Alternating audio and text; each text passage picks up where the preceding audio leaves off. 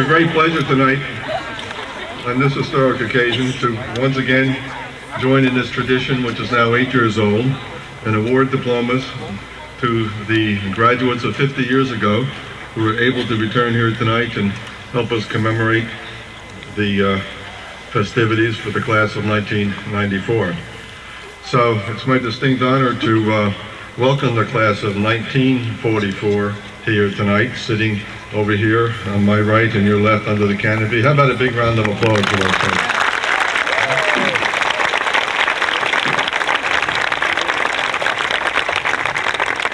So we'll get right along with the business at hand.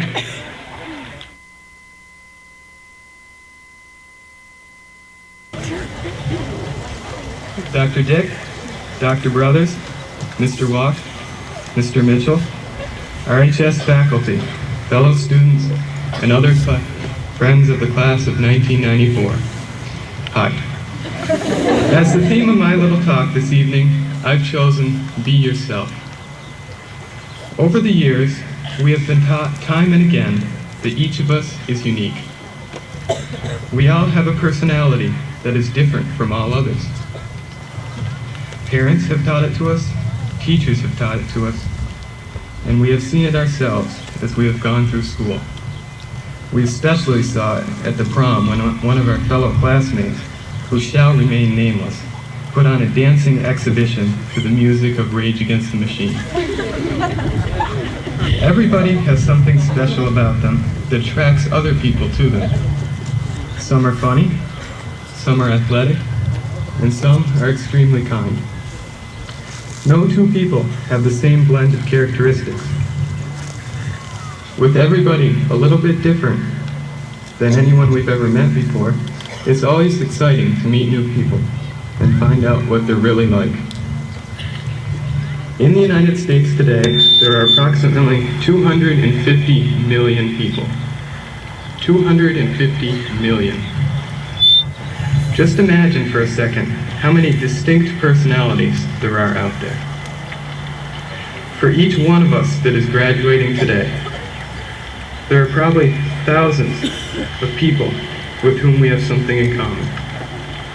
Thousands that either like the same activities, like luging, or believe in the same ideals, like Diet Dr. Pepper does taste more like regular Dr. Pepper, or listen to the same music, Gregorian monks chanting.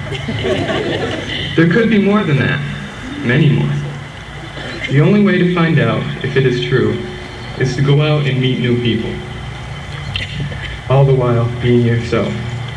We've all seen that the best friendships are the ones where nothing is hidden, everything is out in the open. Friendships just don't work when one friend hides something from the other, like pixie stick sniffing, or wearing underwear outside of their clothes without the other one knowing.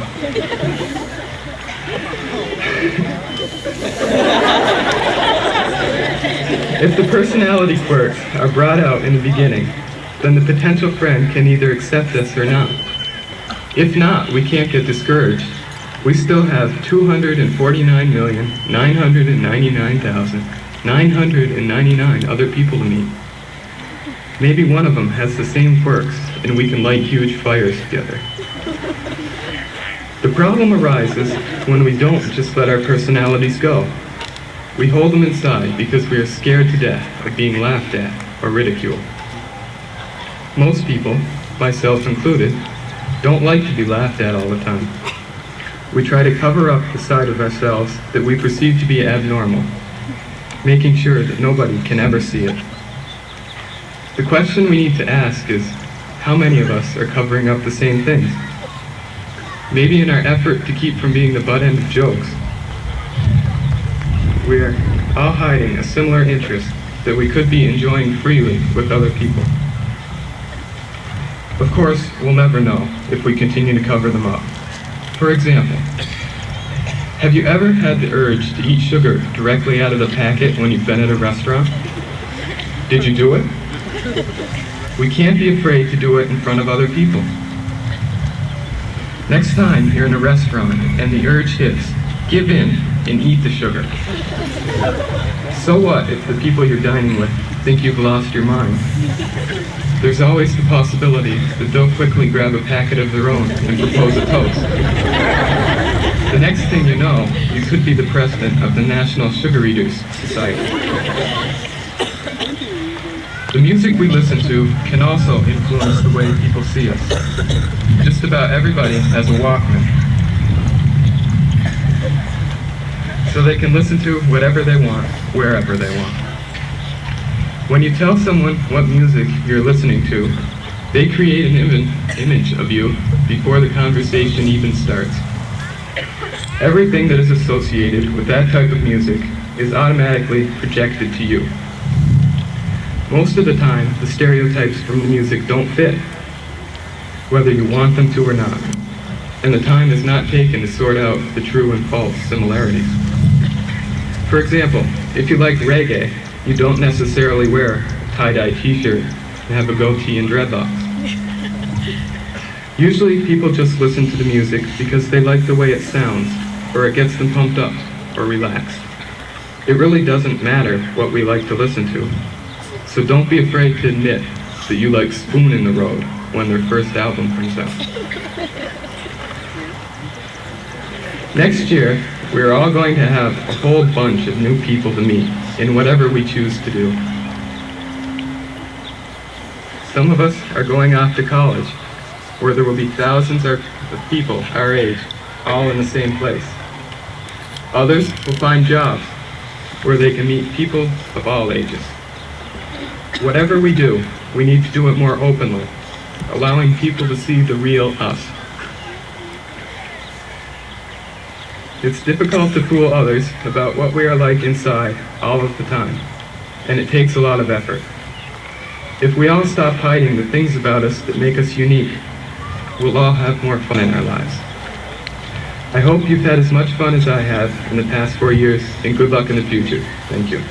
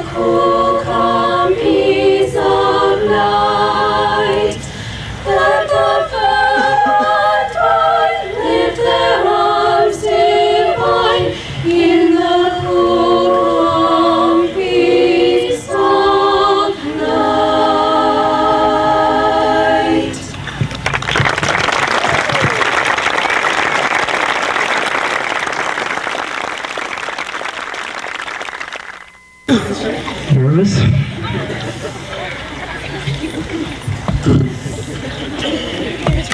Dr. Dick, Dr. Brothers, Mr. Walk, Mr. Mitchell, RHS faculty, fellow students, and all other friends of the class of '94. Here we are now, the last class to graduate from Rutland High School, the last class to receive their diplomas on Flights Field. 70 years ago, Flights Field was just that, simply a small field owned by a Rutland farmer. But soon after, in the early 20s, things changed. Rutland was a booming community. There It was growing so fast that its students had outgrown the old Rutland Union High School. The new school, our school, opened its doors to the class of 1929. According to the president of this class, the new high school was a technological marvel, featuring such up-to-date innovations as electric lights and ventilation systems. His classmates were very eager to move into the new school, perhaps not unlike this year's junior class. I think the new Rutland High School of 1929 had to live up to high expectations. Many community members saw it as a milestone in the history of Rutland schools because it was so expensive and so innovative for its time. The school superintendent said the new school was an expression of the desire of an enlightened public to provide properly for the education of children. In the years following this statement, this desire of an enlightened public had rubbed off onto its students, resulting in our class. There is something about being the first or the last class to inhabit a building that makes it so special. In each case, it marks a break in tradition. The class of 1929 can be recognized for breathing life into the concrete walls of the high school, while ending the tradition at the Union High School. The first class is giving new expectations to live up to, usually higher than the ones in the older school. These designs should not be viewed as a burden, but rather as a goal to outperform the old standards. In the 1994-1995 Rutland High academic program listings, the cover bears the logo, "Great Expectations Now and for the 21st Century." Construction of a new school implies a new and improved education, thus higher expectations. But what makes being the last class so special? It's just an accident of timing after all. We're no better and hopefully no worse than the classes that came before us. But even so, being the last class to graduate from the old and venerable building, we have a unique opportunity to examine ourselves and our legacy. The community wants to see if their experiment was a success and if their expectations were fulfilled.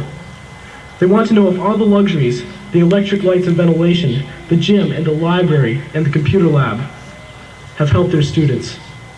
Were all those school board and PTA meetings really necessary? Examining the achievements of the last class to graduate is a way to determine the success of Rutland High School. In my opinion, the class of 1994 would have made the founders of Rutland High proud. One only has to recall the quantity and quality of the awards received by Rutland High students last night. To me, all classes are relatively equal.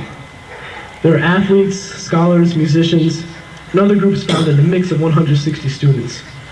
What makes the class really stand out is how well they come together as a group and how well they use the resources provided by their community.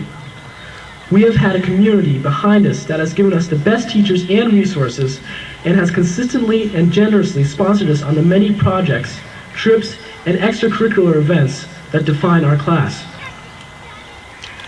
My classmates and I know and understand and appreciate that you, our parents in the community of Rutland, have worked and sacrificed for us to succeed. This old building on Library Avenue, the new building on Woodstock Avenue, are testimony to that. I think we've all succeeded. Thank you.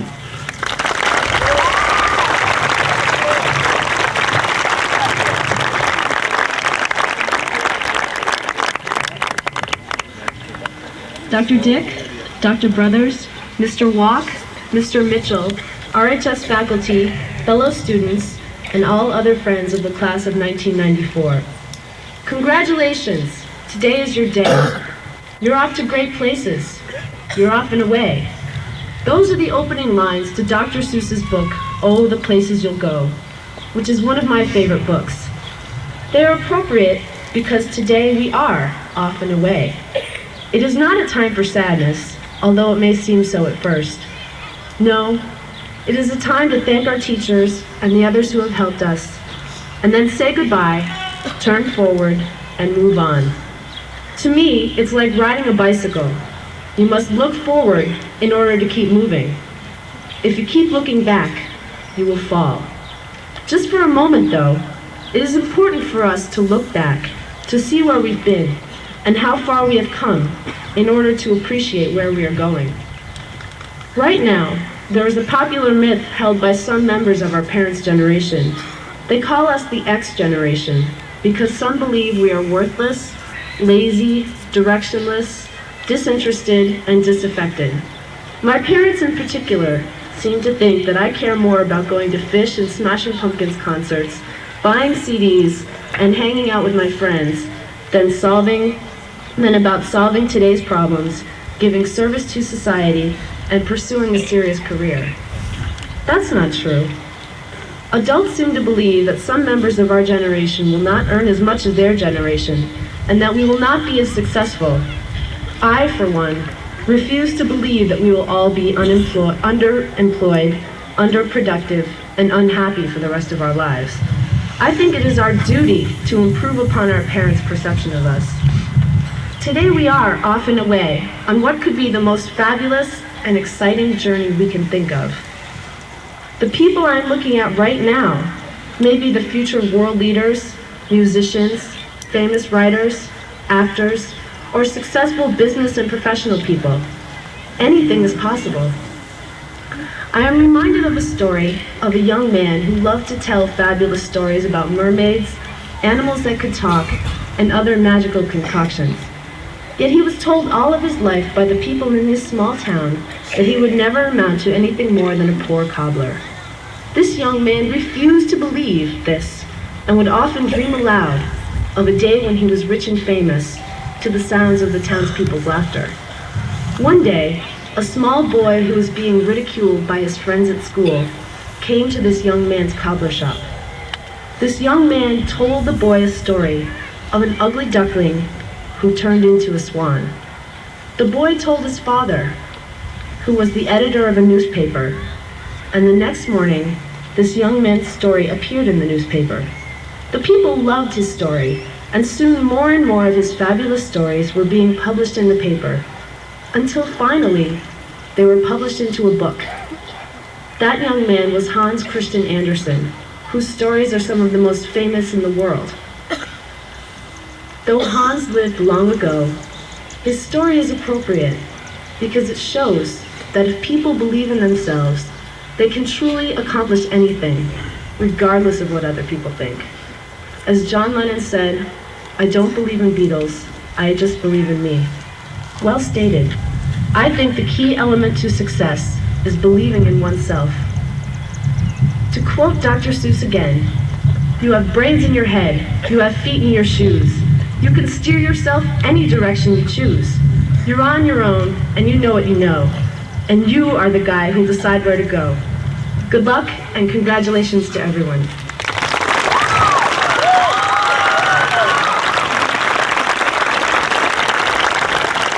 I am very privileged tonight to introduce to you our commencement speaker, R. John Mitchell. Mr. Mitchell is the president and publisher of the Rutland Herald and was a member of the RHS class of 1963. He graduated from Harvard in 1968 and later attended Boston University's School of Communications. He is a Rutland native who has worked in several jobs at the Rutland Herald and the Times-Argus. In 1979, Mr. Mitchell succeeded his father as publisher of the Times-Argus. John Mitchell has served on several councils and boards: the Central Vermont Chamber of Commerce, United Way Board of Directors, Norwich University Board of Fellows, American College of Greece and Athens, and the University of Vermont Council. Mr. Mitchell is married and has 2 children, one of whom just graduated from Harvard this afternoon. He has rushed back to Rutland from Cambridge today, and I am delighted to introduce to you our commencement speaker, R. John Mitchell, class of '63.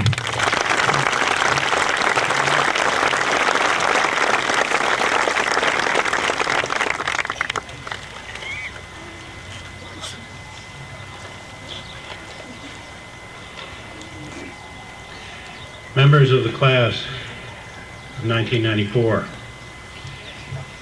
and 1944, and all of you who are here this evening to celebrate this graduation, including my fellow classmates, teachers Dave, Bob, and Rick.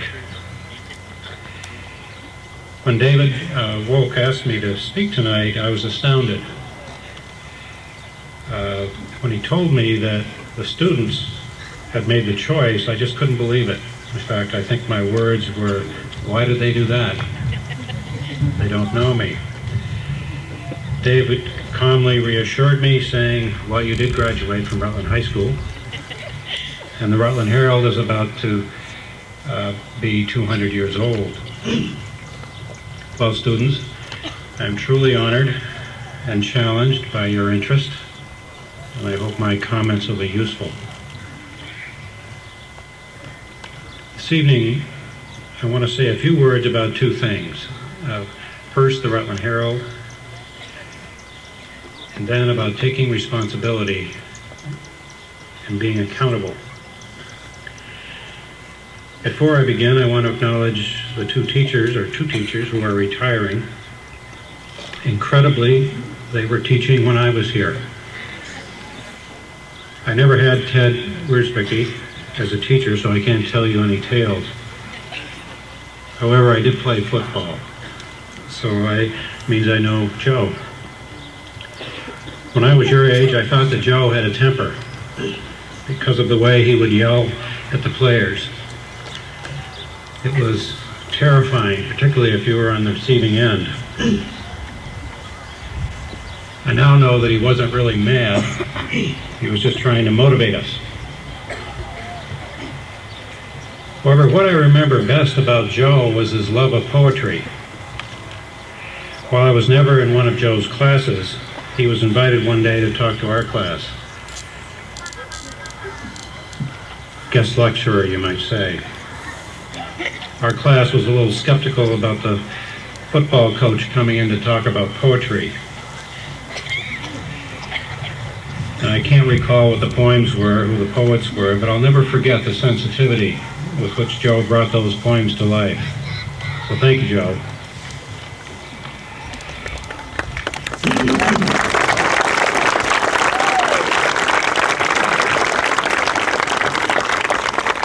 But those are memories. Your graduation is about the here and now, about the future, about possibilities.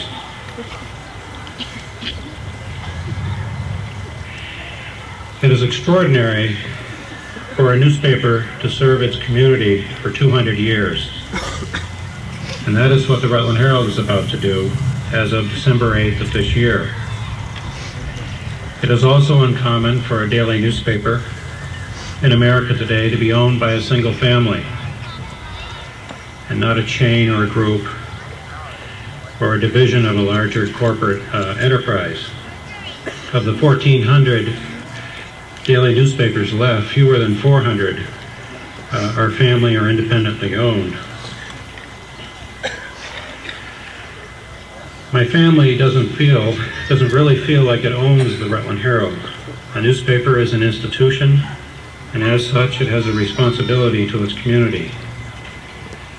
My father always looked upon the ownership as a public trust, more of a stewardship. If the Herald were chain-owned, shareholder and corporate demands could easily override any sense of responsibility to the community. I've had a taste of how this community feels about the Herald ever since, in the year since my father has died, as we've been gearing up for the bicentennial. I'm sure it's a little bit like a honeymoon, but I have felt the love and appreciation for his life's effort at the Herald and his contribution to this city and the state.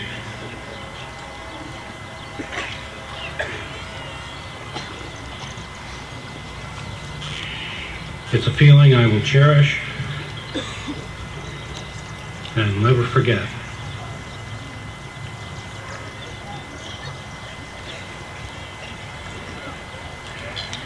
I am challenged to carry on his tradition and to continue his standard of excellence.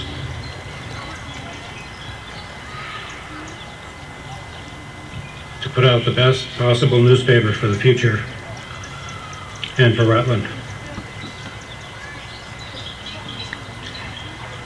I feel incredibly proud and honored to have the opportunity. I'll say a few more words about how you play a role in newspapers and in the community at the end of my comments.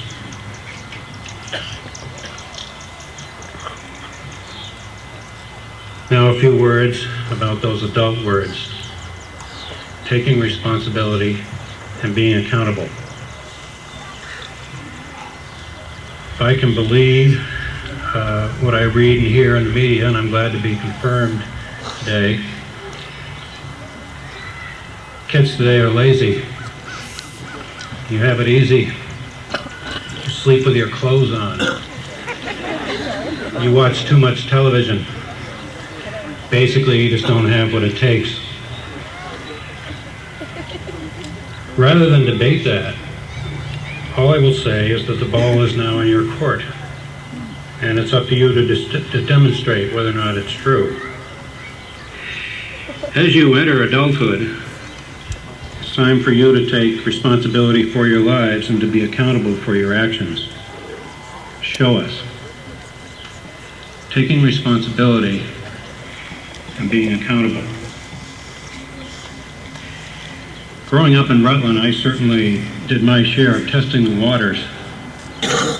Two experiences in particular taught me something about accountability and responsibility. They were both fairly traumatic for me at the time.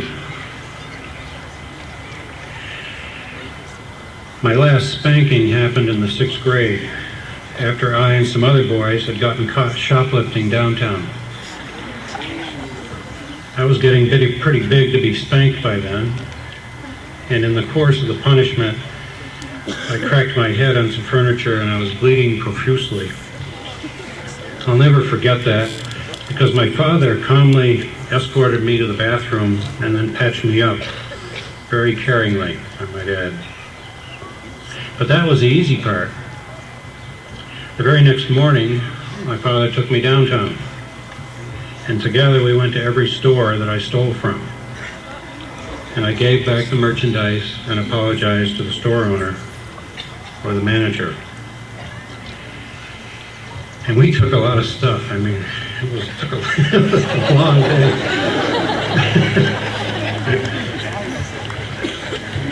It took many, many years, 20 or so, before I felt comfortable going downtown without twinges of guilt.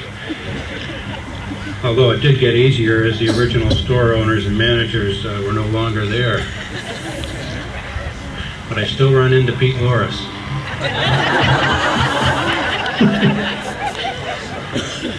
The story doesn't end there. I had the opportunity to do the same with my 8-year-old son when I realized he had taken a 25-cent plastic toy from one of the malls in Burlington. No spanking, but we drove all the way back to Burlington, 35 miles that same afternoon, and returned the toy with apologies. He was physically ill the whole way. I know he got the message because at age 17, I can assure you he remembers it very clearly.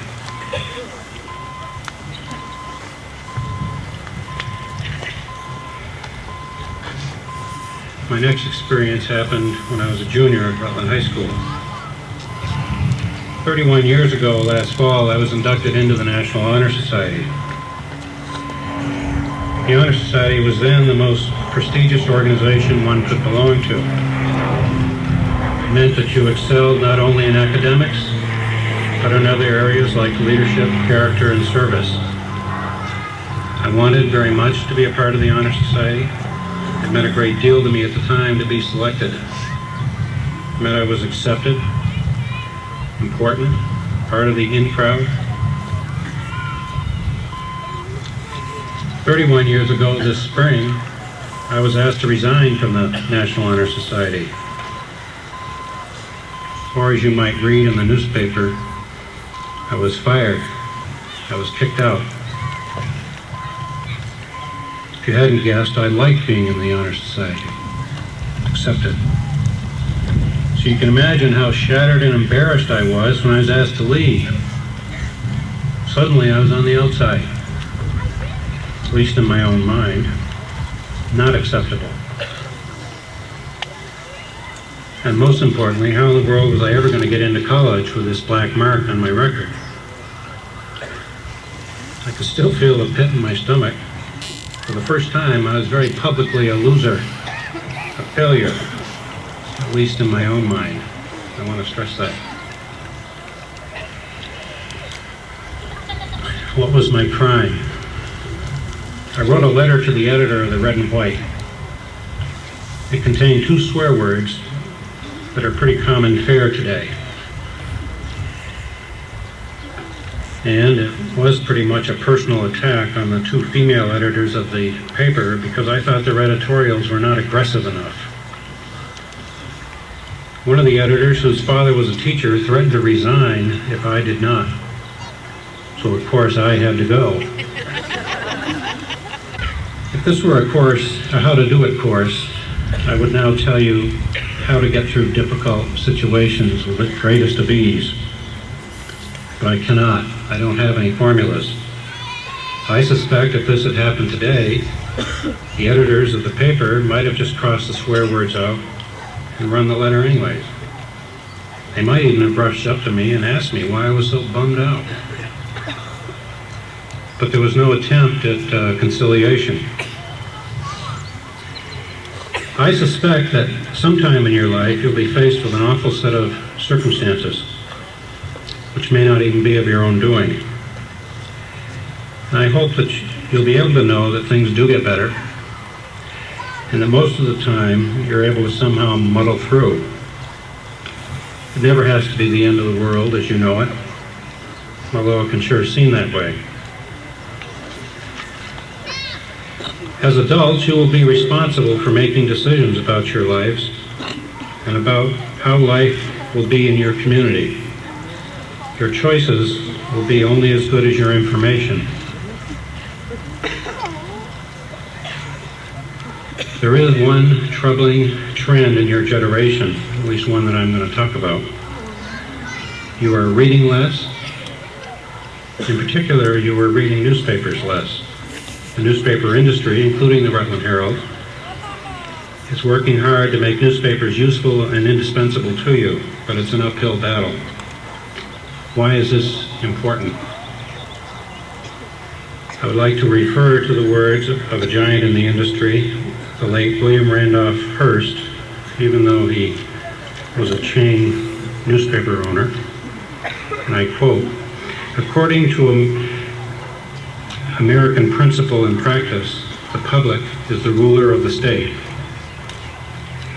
In order to rule rightly, it should be informed correctly." End quote. Newspapers have been and are the primary source of local information. If you're reading a newspaper, there's a good chance you're informed about and involved in your community. I would ask one thing of you as you shove off into the rest of your life, that you participate, whether it's voting or writing a letter to the editor or just plain reading. That involvement and participation will be one way in which you can be responsible and be accountable. Good luck. You have my best wishes and congratulations. Thank you.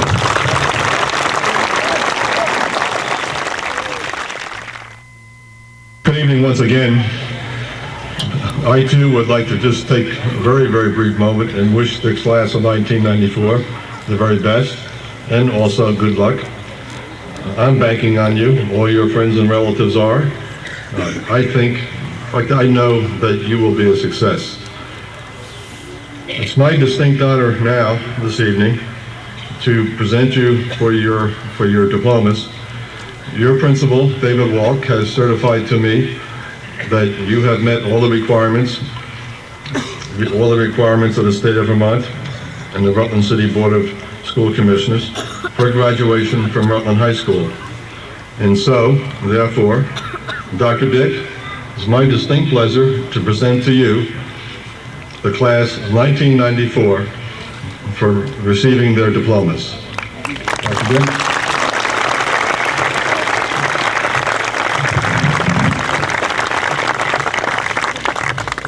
It's my pleasure, on behalf of the Rutland City Board of School Commissioners, to congratulate the Rutland High School class of 1994.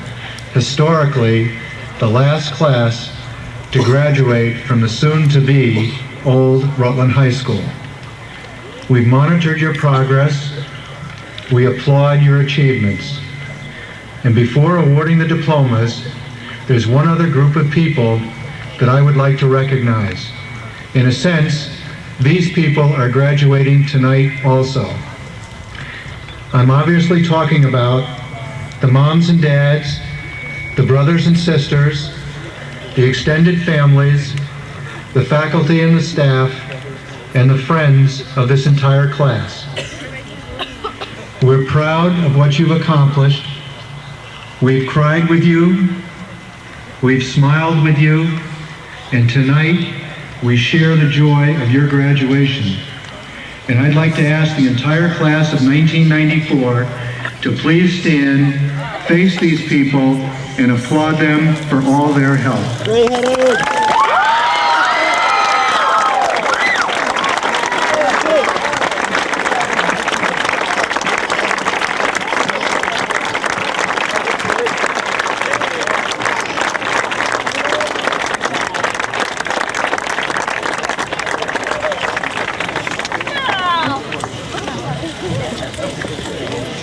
And now, Mr. Walk, we're prepared to award the diplomas to the class of 1994.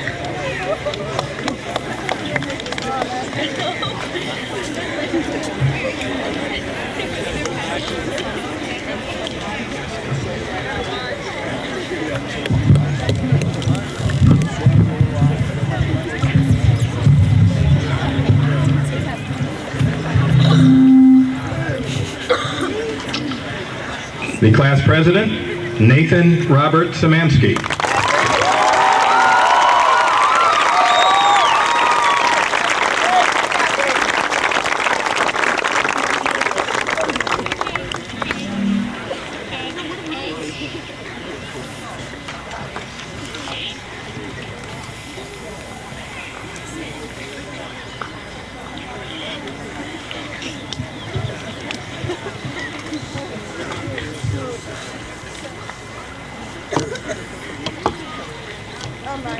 Tanya Olson.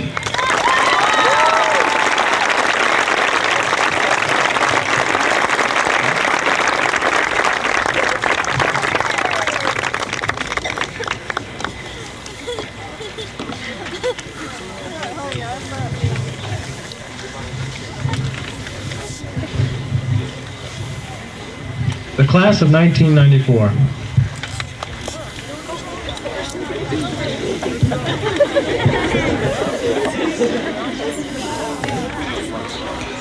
Michael Ross Abatow.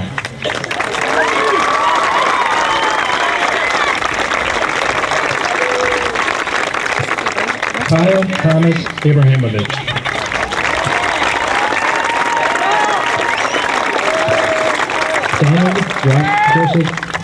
Donald Robert Adamitis Jr.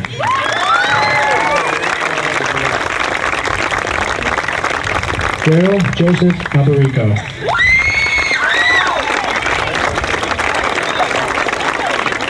Amy Lynn Alexander.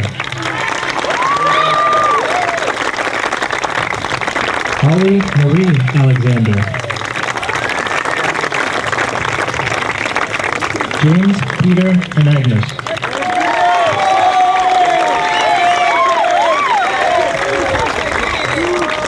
John Raymond Boston.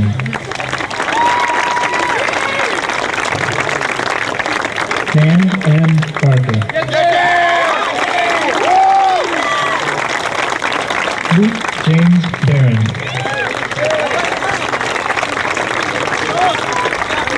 Dana Lauren Barr. Sean Bartlett.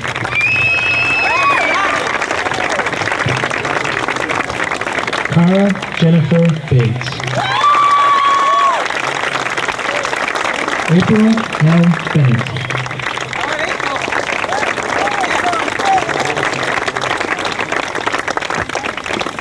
Kyle J. Berquist.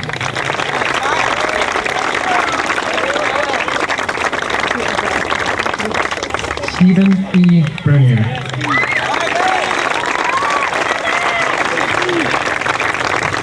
Heather Lynn Berry. Mary Barbara Berry.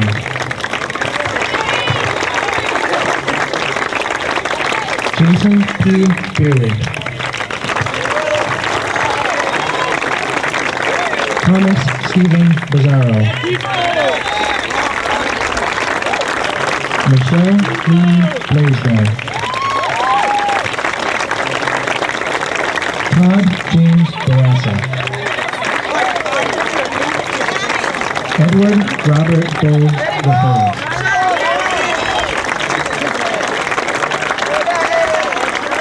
David Andrew Bowen. Aaron Otis Bragg.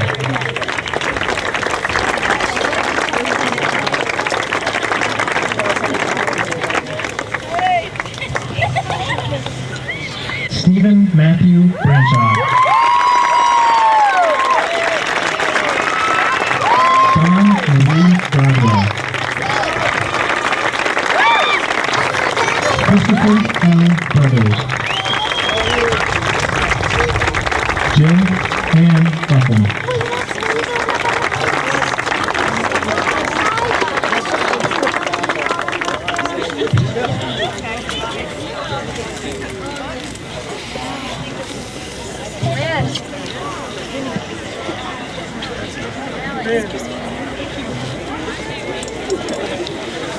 Stephanie Marie Cameron.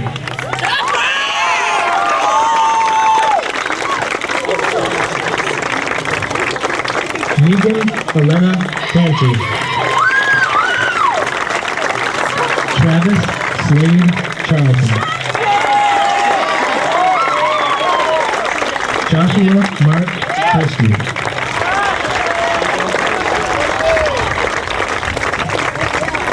Michael Dwayne Clark.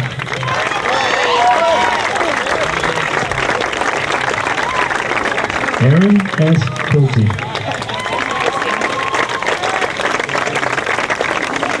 Justin Lee Pulte. Michael Coolidge. Richard E. Kucher.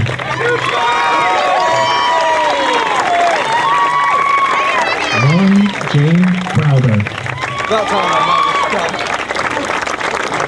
Patricia Zarnecki. Janelle Mary Goffenay. Amy Elizabeth Densmore.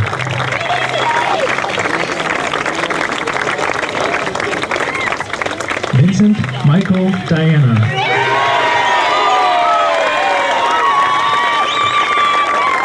Jacqueline DeSorda.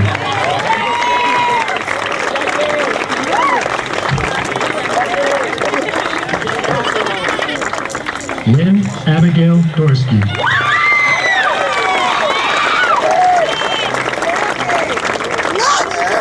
Mary Doty.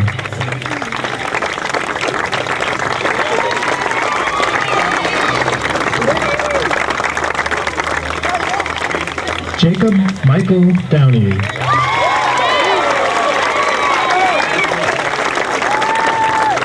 William S. Drew.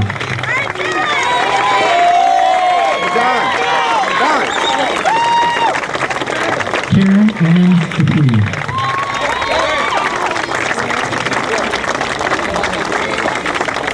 Meredith Clark Ellis. Jody F. Emery.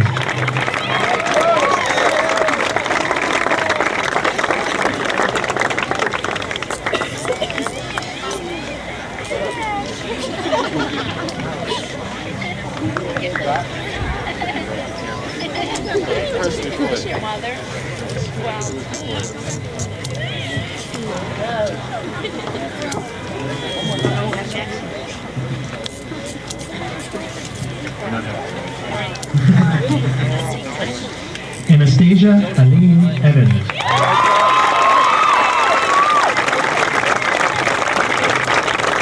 Amy Jo Lemon. Naomi Trish Forrest. Christopher Foraker. Alden Seward Franzoni. Charles G. Trappier, Jr. Alta M. Fredette.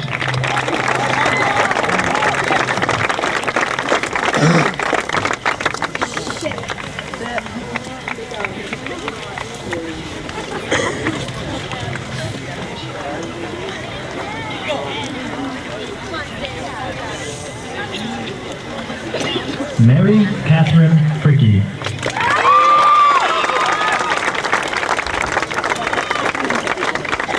Craig M. Garbia.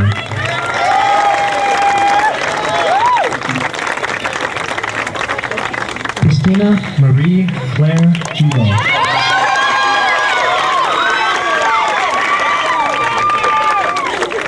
Stacy Marie Donda. Melissa Ann Dalton. Randall P. Gagne.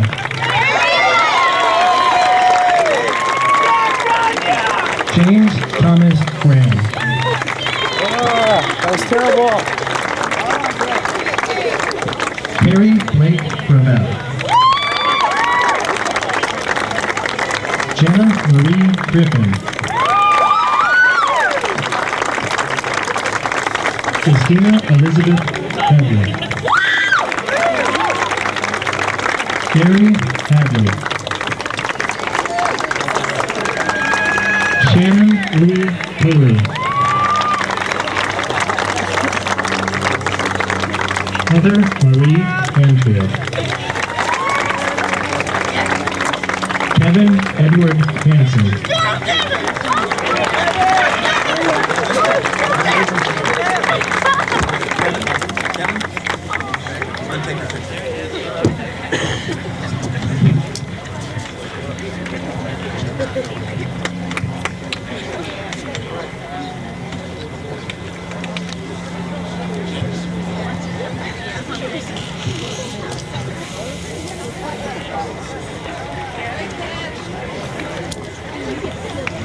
Melissa Grace Peter.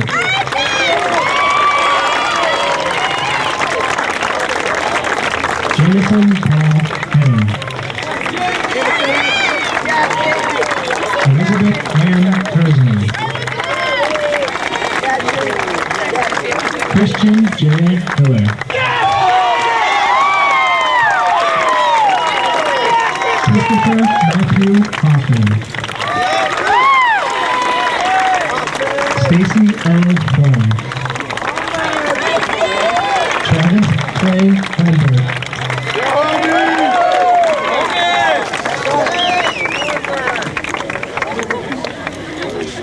Michael Fitzgerald Hungista.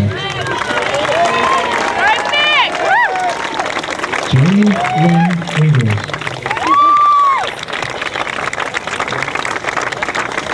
Danielle Laura Intagliano. Bernadette Janine Janess.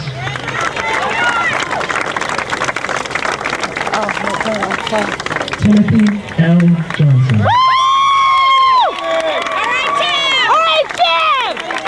Amy Elizabeth Jones. Francis M. Kemp.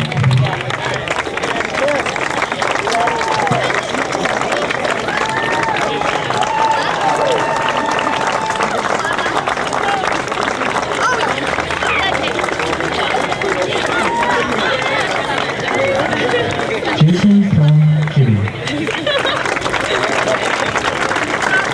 Eli Adam King.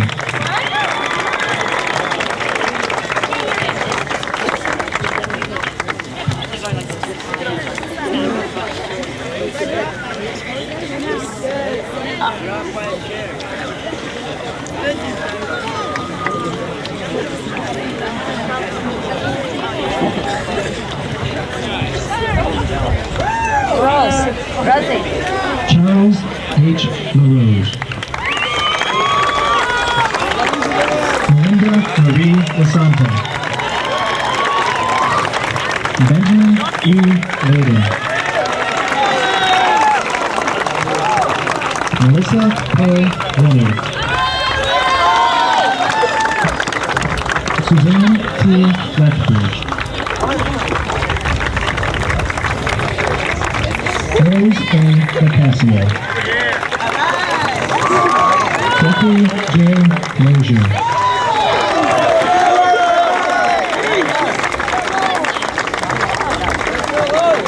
Sonia Elizabeth Lundy.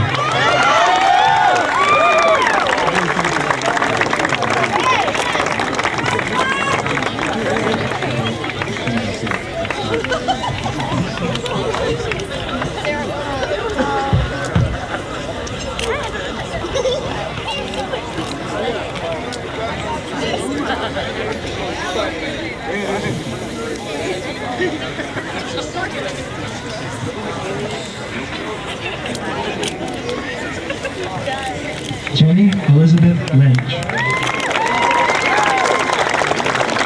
Carrie Ann McFarland.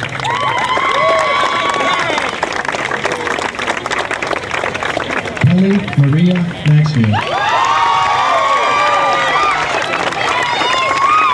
Jessica Marie Mazzarello.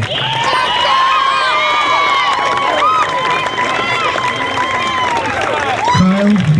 Miller. Brad J. Miles.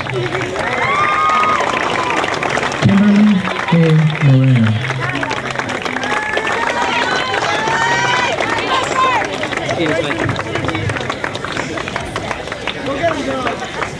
Sarah Catherine Munker. Brandon Murphy.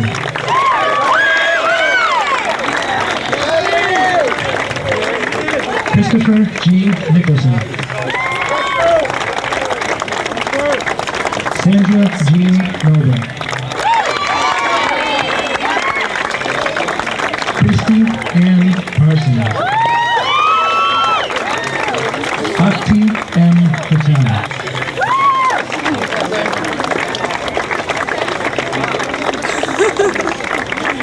Catherine L. Perry. Mariah Lee Perry.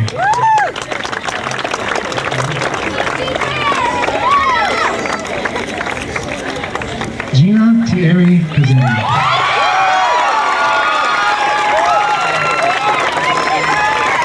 Eugene John Poplowski Arnett. Jeffrey M. Poremski.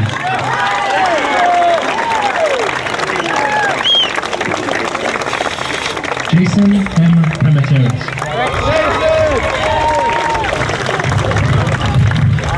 Rosalie Ann Pratt. Gabriel C. Christine.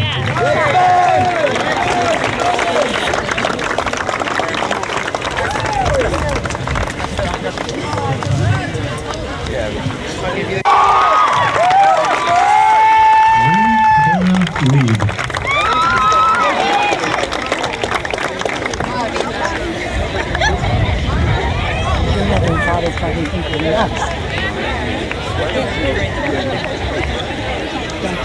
Yeah, Marcos! Nick.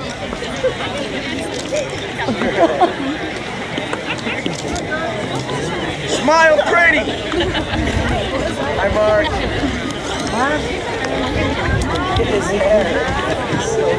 Bridget Lynn Remington.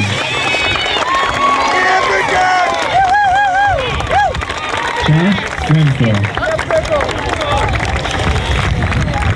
Matthew Allen Revere. Richard Louis Rodriguez. Donald Edwin Rogers III. Jennifer Lee Russo. Christopher Francis Ryan.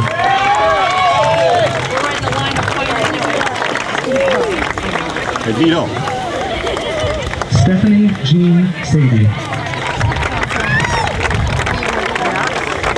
Leanne Schroeder.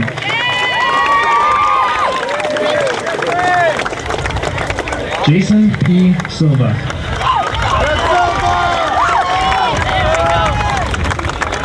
Jeffrey Scott Singh.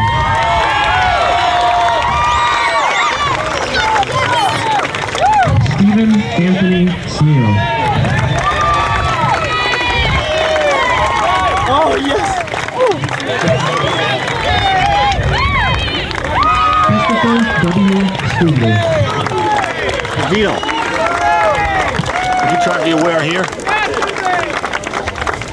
Tiffany Regina Stout. Jennifer L. Sweeney.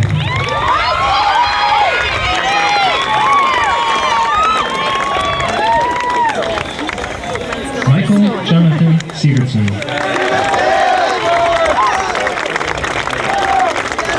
Christina Chakotski. Grover James Taylor Jr. Joel Tatro. Heather M. Thomas.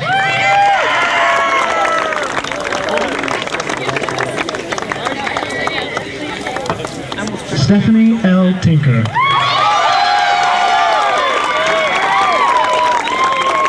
Gregory E. Trombley.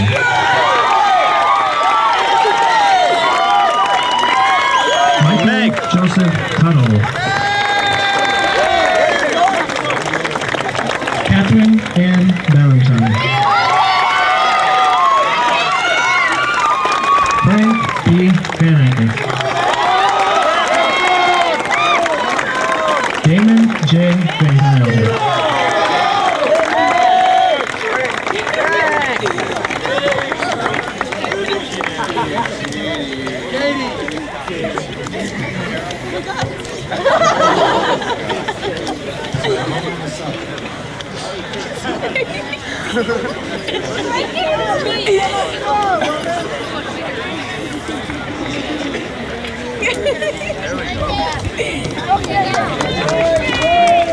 Damon J.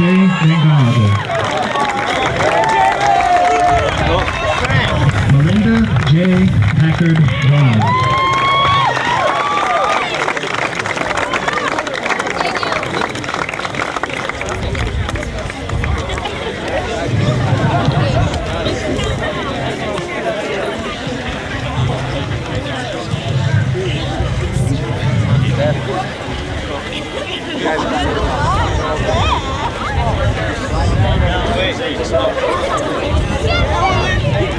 Karen Christina Walters. Matthew Walkershout.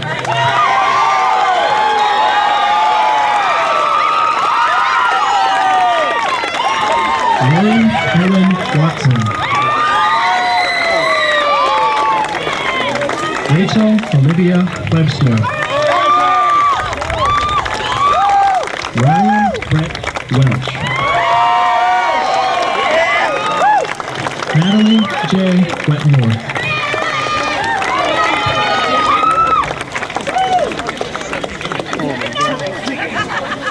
Carrie Ann Williams.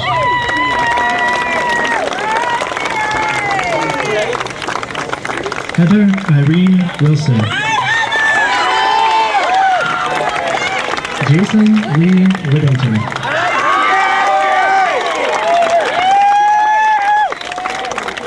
Scott Allen Walensky. Scott F. Walnick.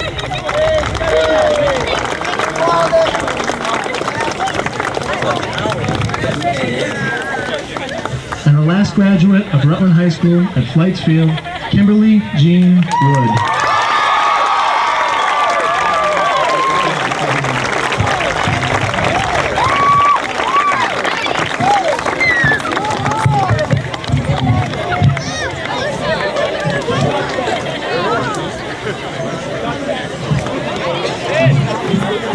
Ladies and gentlemen, the class of 1994.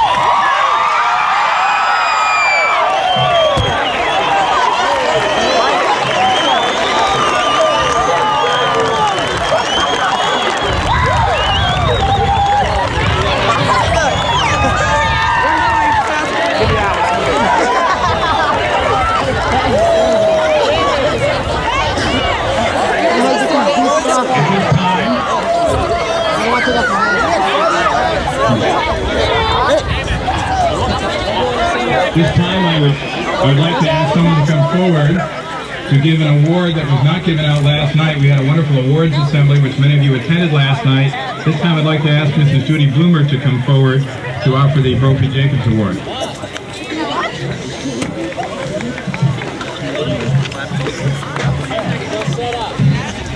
Thank you, Mr. President. I'd like to extend my congratulations to the graduates and their families. It is my pleasure to present the Brophy Jacobs Memorial Scholarship. A $2,500 check will be sent to the college as a recipient's choice to help with tuition. This year's recipient is an accomplished and talented young lady, Gina Pizzetti.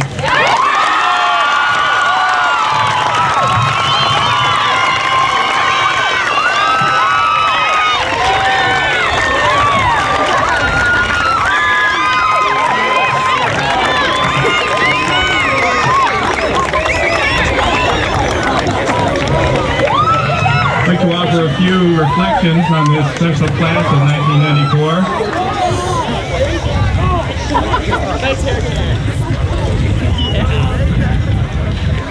The class of 1994 represents another historic turning point in the history of Rutland High. You've distinguished yourselves and represented the school very well and in many positive ways. In the classroom, on and off the fields, and courts, on stage, in the community, and again here tonight. I know that many of you have mixed emotions tonight. At the same time that you're excited about the wonderful opportunities ahead of you, I know you also have feelings of sadness and loss as you leave your friends in your school. But your good friends will always be there for you, and the school will always be here for you. We'll just be in a different place, one that we always want you to visit and to feel welcome. The family of Rutland High School is your family and your school, and always will be. A few words about our great expectations for the class of 1994. I know that important as it is to enjoy the comfort and the security of life here in Vermont, it is equally important for you as graduates to spread your wings, to experience a world unfamiliar to you now as a young adult. I encourage you as graduates to travel to new vistas, to seek out people who may be quite different from you, to greet those who are less fortunate, to meet those whose worldview may be the antithesis of your own, and to understand that and to appreciate that, yes, there is life outside of Rutland. And I hope you will return. I hope you will be able to return to enjoy a Vermont and a Rutland which is free of crime and pollution, which plague our counterparts elsewhere. I hope that you will also be able to enjoy the economic opportunity here, which will help you develop the kind of lifestyle you want for yourself and for your own kids, should you decide to have children. And I hope that you as graduates will be able to return a favor to your parents and to your community, who have struggled to provide a fine education for you here in Rutland, and perhaps you'll be able to return the favor for your own children. And this evening of transition is also an evening of Thanksgiving. I would like to ask the Superintendent of Schools and the Rutland City School Board members who are here in attendance to please rise. And I think there are a couple over here as well. Yours has been a most difficult task, and you deserve to be thanked for your selfless and most often thankless, but always dedicated efforts on behalf of these graduates, and we thank you.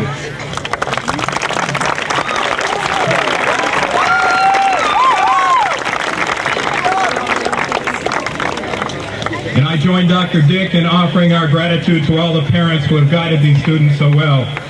I would ask the Rutland High School faculty and staff to all please rise. Some of you are already standing, but everyone who works at Rutland High School, please rise. By your example, not only as teachers, but also as the role models that you are every day, the RHS class of 1994 has received a quality education. You as faculty are the lifeblood of our school, and it has been your tender and loving care which has brought these young men and women to the point beyond which we hope they can further educate themselves. To a point beyond which we hope they can further educate themselves. Rest assured that these graduates have developed into better students and into better people because of you, and we thank you.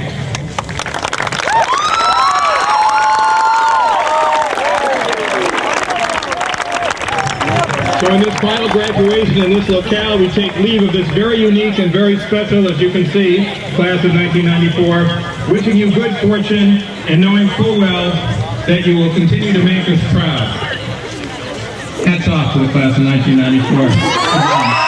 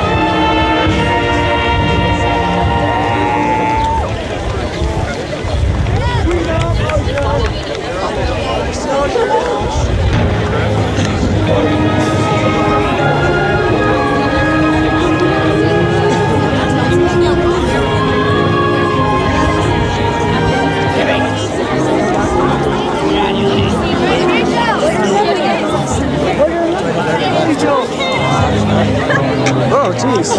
Dizzy now. You're gonna go back over there. They're like, that you wait till you know. I'm like, My brother. He's 3 to 4.